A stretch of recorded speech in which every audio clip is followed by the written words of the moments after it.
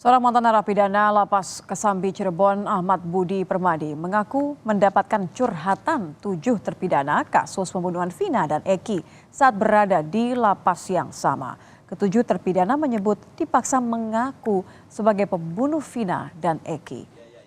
Menurut Ahmad Budi, salah satu terpidana, yakni Sudirman, sering cerita kalau mereka mendapatkan tindak kekerasan saat diperiksa di Polres Cirebon hingga di Polda Jawa Barat. Ketujuh terpidana menyatakan saat itu mereka tidak ada pilihan untuk membantah kasus pembunuhan Vina dan Eki yang terjadi 8 tahun lalu. Dari gestur maupun dari tubuhnya tuh dia orang-orang polos. Orang-orang yang polos, yang penuh dengan keluguan dan yang tidak pernah tahu apa-apa. Dia pernah curhat, kalau saya bukan pembunuh, Pak. Itu, loh, kenapa Anda tidak mengaku itu di persidangan? Saya nggak berani. Nah, katanya pengakuan mereka, di mana proses pem-BAP-an tadi penuh dengan kekerasan. Tindakan-tindakan kekerasan, seolah-olah mereka disuruh ngaku. Disuruh ngaku. Beberapa minggu mungkin di Polresta, kemudian para tersangka ya pasti tersangka dibawa ke Polda. Di Polda pun mendapat perlakuan yang sama. Jadi begitu berkas dilimpahkan ke Polda, dia dapatkan perlakuan yang sama pula. Jadi saya punya pemikiran terkesan di dalam rangka proses pem-BAP-an ini terpidana atau terdakwa itu tidak boleh mengatakan tidak, harus mengakui.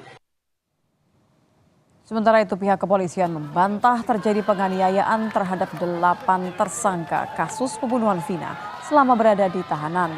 Penyidik menyebut yang terjadi adalah pertengkaran antar tahanan dan polisi telah melakukan tindakan disiplin ke anggotanya karena lalai menjaga tahanan. Ini rekan-rekan sekalian, pada saat itu memang ramai di Facebook bahwasanya mereka disiksa. Tetapi pada saat pemeriksaan muncul bahwa itu juga dilakukan oleh sesama tahanan.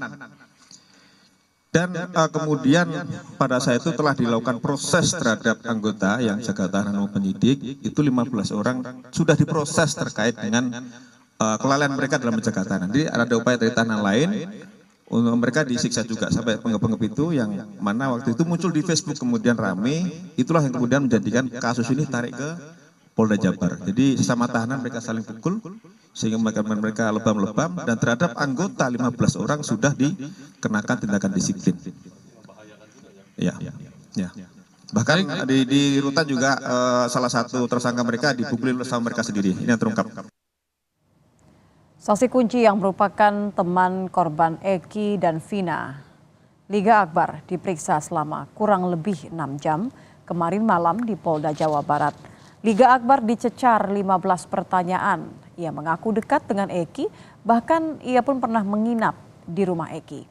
Untuk memperkuat pengakuan Liga Akbar yang terbaru, kuasa hukum akan menyiapkan 4 saksi teman Liga dan Eki. Doanya aja buat almarhum Eki, almarhum Vina, dan minta doanya buat semuanya biar kasus ini cepat selesai dan dibukakan keadilan buat kita semua. Tiga sebenarnya dengan almarhum sedekat apa sih, bisa diceritakan sedikit aja? Pas udah kayak adik kakak dulu, kayak saudara. Bapak dan mamanya juga udah tahu saya. Pernah curhat nggak? Masalah curhat ya agak tertutup. Ya. Baik soal asmara atau geng motor itu pernah curhat nggak? Asmara dan geng motor saya kurang mendalami juga dan tidak tahu juga. Ini lebih dekat ke Eki atau ke Vina? Ke Eki. Pernah nginep bareng sama Eki? Ya, di rumah. Di rumah Eki. Rumahnya Eki. Ya saudara, kini muncul sosok baru yakni Ahmad Budi Permadi, mantan napi Lapas Kesambi Cirebon yang mengaku dicurhati 7 napi kasus pembunuhan Vina dan Eki. Lalu apa saja isi curhatan mereka kepada Budi? Sudah bersama kami Mas Budi, selamat malam. Selamat malam. Malam Mas Budi. Malam, Mbak. Mas Budi, boleh diceritakan kepada Nitya malam, Mbak. bagaimana perkenalan Iya, Anda dengan ketujuh napi kasus pembunuhan Vina Eki? Sejak kapan? Ya, karena saya ketemu mereka itu di mana ketemunya di dalam Lapas 1 Kesambi Cirebon. Saya sudah masuk dari tahun 14 dan keluar tahun 2019 kalau kasus saya. Sementara kasus Vina itu muncul dari tahun 2016. Saya kenal mereka itu karena saya di lapas itu sebagai tamping, yaitu tamping masjid yang harus mengikuti sebuah proses mapenaling. Maka ada napi baru pasti ketemu dengan saya. Napi itu mengikuti mapenaling yang memang sudah program dari lapas tadi. Sekali waktu, sehari 2 hari memang udah biasa, akan tetapi saya bilang, Anda dari mana? Dari Cirebon. Berarti sama-sama dari kota Cirebon. Kasusnya apa? Kasusnya adalah kena pembunuhan Vina. Tapi saya nggak ngebunuh, Pak. Dia ngomong seperti itu. Kok bisa terjadi? Saya coba cari tahu apa penyebabnya.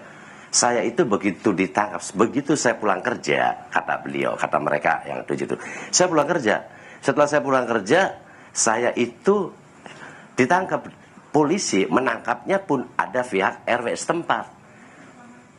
Padahal setelah ditangkap kemudian langsung dibawa ke kantor polisi, kemudian diproses. Mas Budi, maaf. Dan setelah diproses, ini ceritanya siapa berarti? Dia diproses. Ya. Ini pengakuannya siapa berarti yang mengaku bahwa ia salah satu orang. Salah satu orang. Pengakuan daripada ke 7 orang tadi. Salah satu orang ngomong begitu ke saya dan mengatakan seperti itu. Dan semua kawan-kawannya itu mendapat perlakuan yang sama untuk mengakui apa yang tidak pernah dia lakukan. Kok bisa gitu? Saya bilang. Sementara gimana? Nah, setelah diproses dia katakan di Polresta itu dia masih tidak ngaku karena dia memang bukan pelaku. Kemudian sampai dibawa ke Polda. Di Polda mendapat perlakuan yang sama pula. Kenapa Anda dapat? Bagaimana saya bertahan, Pak? Kalau malam saya selalu digulung, diadakan satu tindakan kekerasan, dipukul, diapa, itu pengakuan kata dia ke saya. Wah, kalau kayak gitu Anda mesti ngomong dong ke pengacara. Begitu digelar persidangan, di dalam persidangan pun dia tidak mau ngakui. Tapi kenapa saya bilang, kamu bisa ngomong, saya tidak melakukan pembunuhan. Nah, kemudian saya kan bertanya, Pak, nanti rekonstruksinya gimana nih? Kan setelah BAP tadi ada yang namanya rekonstruksi, baru digelar perkara. Karena saya yang nggak tahu, Pak, ya karena saya sendiri waktu itu masih di dalam, saya nggak tahu memang rekonstruksi itu terjadi atau tidak, saya nggak tahu. Yang pasti dia cerita ke saya itu di mana dia mendapatkan satu perlakuan kekerasan yang dilakukan oleh oknum. Begitu ke saya. Karena saya waktu itu sebagai tamping masjid, salah satu petugas yang membantu petugas untuk memberikan arahan kepada para napi-napi yang baru. Napi baru saya arahkan dan mesti bisa terima seperti apapun, ini adalah konsekuensi daripada kehidupan Anda di luar.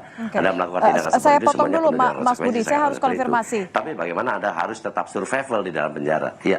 Saya konfirmasi terlebih dulu. Berarti pengakuan dari salah satu orang ini boleh disebutkan namanya siapa, dan apakah Anda sempat mengonfirmasinya juga kesamaan cerita ini dengan ke-6 lainnya ya, artinya 7-7-nya ceritanya sama, bahwa mereka merasa bukan pelakunya, tidak mengetahui persis proses hukumnya seperti apa, penangkapan yang tiba-tiba tadi tanpa ada bukti yang cukup, dan yang terakhir adalah mereka mengaku bahwa ada intimidasi bahkan kekerasan dari aparat. Enggak, dari satu orang. Dan mereka itu kan baris ini duduk di masjid biasa, saya ngasih ngobrol. Kemudian selesai program penalingan suka rehat tuh, Mbak. Rehat kita kan ngobrol. Terkadang saya suka iseng menanya kenapa kasus kamu bisa ada di dalam. Nah, dia ceritakan hal seperti itu. Yang membuat saya tanda tanya itu, Anda bukan pelaku. Kenapa waktu proses persidangan, kenapa Anda, Man, saya panggil Man aja, nggak tahu namanya Sudirman. Nggak tahu, saya sendiri nama satu-satunya kan lupa nih, Mbak. Ya. Oh, kenapa? Ya, saya mau ngomong nggak ngaku kayak gimana? Ini kan di mana? Pengacara kamu gimana? Ya, seperti ini aja. Jadi nampak sekali dari muka mereka itu bahwasanya keikhlasan, kepasrahan yang nampak sekali gitu loh. Dia kayaknya udah pasrah banget. Memang keputusannya seperti ini, kayak gimana lagi, Pak? Sudah ada di dalam tuh, seperti itu ngomong ke saya tuh. Tapi terus terang aja dia ngomong ke saya itu dengan sedih dan amarah yang keluar dari mereka itu, bahwasanya selama proses pem-BAP-an tadi dia diperlakukan hal yang tidak pantas dan tidak wajar, selalu mendapatkan sebuah bentuk-bentuk kekerasan yang dialami. Ini bentuk kekerasannya dari aparat saja atau juga dari sesama penghuni lapas atau ada pihak-pihak lain yang kemudian membuat mereka merasa terancam? Oh enggak. Dia katakan dari oknum. Dia masih dari oknum. Kan kalau ada tahanan masuk ke dalam penjara kan nunggu BAP tuh, dalam proses BAP tadi. Belum masuk ke ini. Tapi kalau masuk dan kenal sama saya sih semua udah bersih masuk ke lapas. Masuk ke lapas kan udah matang, udah dapat putusan. Dan yang kasihan lagi mereka semua masih muda-muda. Ada beberapa orang yang memang tampangnya culun kayak gitu, ada. Kayaknya dia udah pasrah aja, udah keputusannya seperti ini. Saya mau ngomong apa lagi, ngomong kemana lagi, Pak? Saya udah di penjara menjalankan hukuman atas putusan yang diketuk oleh pengadilan. Yang mereka tidak merasa bahwa mereka adalah pelakunya ya. Juga. Mas Budi, apakah mereka sempat bercerita mengenai siapa sebenarnya pelaku utamanya dan apa hubungannya dengan mereka? Oh enggak. Aku pun tidak menceritakan dan tidak menanyakan hal itu. Tapi yang saya dengarkan adalah keluh kesah dia, kerasa sakit dia di mana proses sampai dapat putusan tadi. Enggak, saya nggak nanya kamu kenal nggak apa. Saya sendiri kan masih nggak tahu Mbak. Vina apa, geng motor apa gitu loh. Karena saya kenalnya dan ketemunya dia itu di dalam. Nah, makanya saya katakan ya sudah, kalau Anda sekarang sama-sama kayak saya, nasib kamu sama. Kamu adalah nabi, saya juga nabi. Kamu sedang menjalankan hukuman, begitu juga saya. Udahlah sekarang mah, bagaimana caranya Anda mesti survival di sini, dekat-dekat dengan Allah lah. Banyak istighfar. Paling saya hanya mengatakan hal-hal seperti itu aja Mbak. Mas Budi kan sempat mengatakan ya kepada Sudirman ini dan juga kepada ke-6 lainnya bahwa kalau memang ada merasa ketidakadilan, sudah ngomong belum ke kuasa hukum, ke pengacara? Ini sudah dilakukan belum ya sama mereka? Bicara ke pengacara masing-masing. Saya pernah ngomong seperti itu. Saya pernah ngomong seperti itu, akan tetapi saya sendiri belum pernah lihat nih ada ngebesuk pengacara atau apa, sama sekali tidak ada. Dia pikir mungkin sudah jadikan keputusan seperti ini, sudah tidak ada celah lagi untuk pembelaan diri dia, udah diputuskan, udah ini keras, tinggal dia menjalankan masa tahanan saja, pikir dia dan pikir saya seperti itu. Karena saya nggak ngelihat, dan bahkan di antara mereka pun ada yang jarang dibesuk Mbak. Oke. Setelah Mas Budi tahun 2019 berarti keluar lapas, apakah sempat bertemu lagi dengan, mungkin kan sudah terpikir ya bahwa oh ini ternyata kasusnya begitu, apalagi akhir ini kan sudah mulai semakin banyak menjadi sorotan.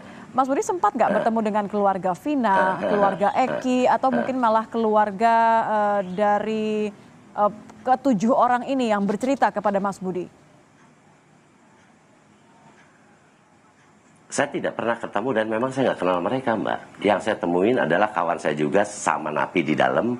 Dia sama dengan saya tamping masjid, karena dia itu adalah orang Kuningan dan dia sangat akrab sekali dengan Sudirman tadi. Saya menanyakan itu, Ded, sekarang kan kasus ini ramai nih, nasib yang Sudirman gimana? Saya kan menanyakan seperti itu.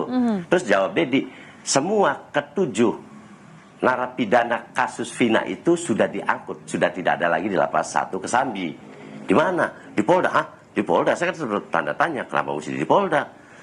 Nah itu pengakuan Dedi. Dedi pun sama, mantan napi kayak saya, dan dia adalah orang yang paling dekat dengan Sudirman tadi. Makan dikasih, ya pokoknya sedikit diperhatian lah.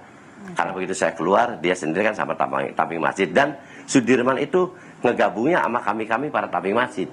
Satu sisi dia mungkin nyari pelindung, kedua mungkin dia berbanyak istighfar, dan dia lebih mendekatkan diri kepada Allah. Ya, karena artinya sangat mudah ya. menerima nasib seperti itulah. Memang kenyataannya kayak gitu Mbak. Baik, terima kasih.